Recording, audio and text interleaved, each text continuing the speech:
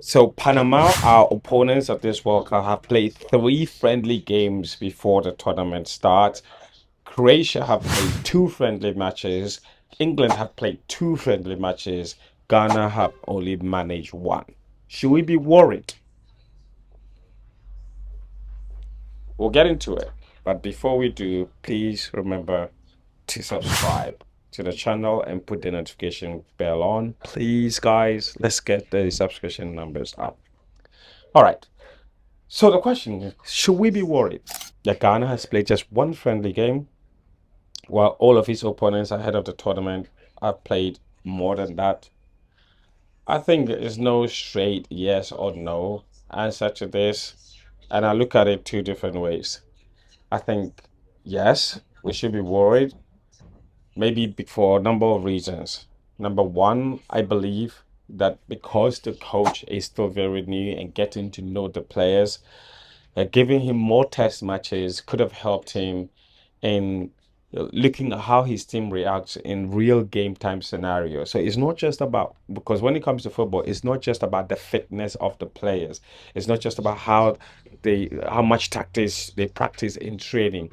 It's about reacting to scenarios during game time, because you can practice all the tactics you want in training and practice, but none of that makes up for the emotional element of playing against an opposition that can rattle you, um, where a player gets yellow carded. Because in these training tactical scenarios that you go through in training, it doesn't account for the emotional effect and psychological effect for situations like conceding an early goal, or going down by 2 goals to nil unsurprised, like surprisingly, or getting a red card, or all of a sudden a key player gets a yellow card.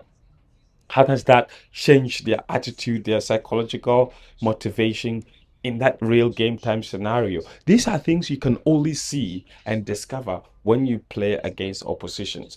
Tactics and all these things will never take care of this, will never uh, make these things very obvious to you. And that's why real game time scenarios, real opposition, real tests against real teams are very important in getting to know your squad, not just seeing your tactics play out, but also seeing how your players react to certain scenarios. And even for the coach, seeing how he can adjust certain things in real game time.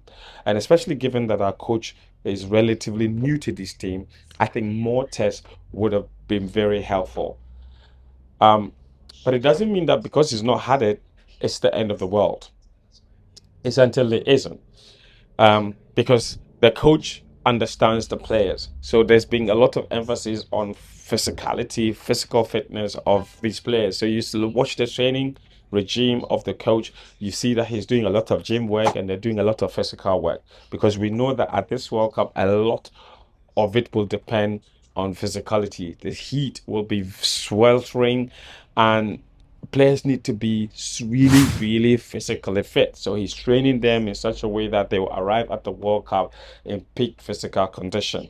A lot of our players too have not had a lot of game time at their clubs, so they need to get back to a certain level that the coach deems very acceptable. And the coach understands and recognizes that. He's very experienced, and we can see that he's paying a lot of attention to that. Maybe the lack of game time also means that he doesn't have to fear about key players getting injured in the game. So it has its own advantages.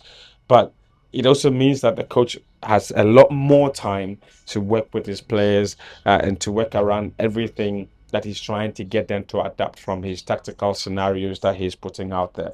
Um, our oppositions have played a lot of games. Panama, for example, have played three matches. We saw their game against Brazil. They lost that game by 6 goals to 2. They beat the Dominican Republic by 4 goals to 2, and they drew 1-1 against Bosnia.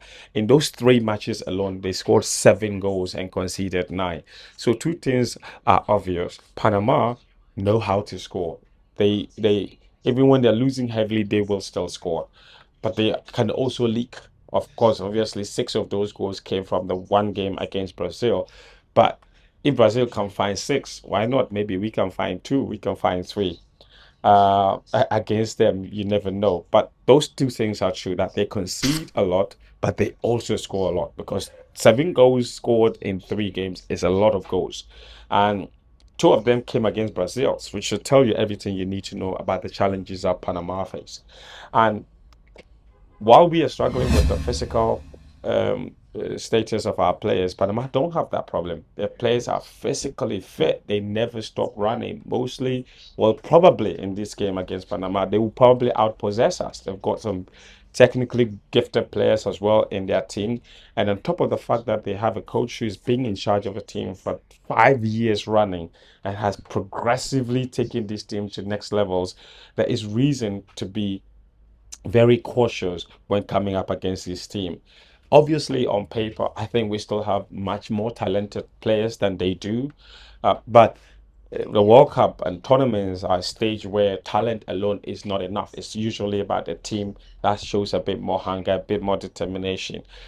They can still get results. Their first World Cup appearance was 2018. It was a disaster. They conceded very high number of goals in those matches. I think against England, they conceded like six. They have to face England again at this tournament. They would have learned their lessons. But in the CONCACAF region, since Christensen took over as head coach, they progressed and built steadily up until this point, which resulted in another World Cup qualification deal. So they will be a big, big challenge as far as this World Cup is concerned. And then you have England, who played another friendly game on Wednesday night, beat Costa Rica 3-0, even though the game was delayed. Before that, they beat New Zealand 1-0 in another friendly. But obviously, we know these English players, there's really not much you can say about them. They also never stop running, and they will be our biggest challenge. Then Croatia lost the first friendly match and then won the last one heading into the World Cup. So they must feel and have a certain level of confidence about them. So in terms of the fitness levels of the teams, the four teams in the group, Ghana is the team that has the least physical, um, that is probably least physically prepared getting into this World Cup. But we still have another week, and as I said, the coach has emphasized a lot on that. So we still have another week, or just about 6 days to our first game against Panama. And I believe that once they head to Rhode Island, the training regime might change into position specific training. And I think that if we get all those things right, and we are very confident that we can get 3 points against Panama in Toronto on Wednesday. But it's not going to be easy. I can tell you that much. It's not going to be easy. But guys, yeah, let me know in the comments what you think. Do you think that our lack of friendly matches will be a problem for us, or you think we have enough time to be able to make up for all of that? Let me know in the comments and remember to subscribe.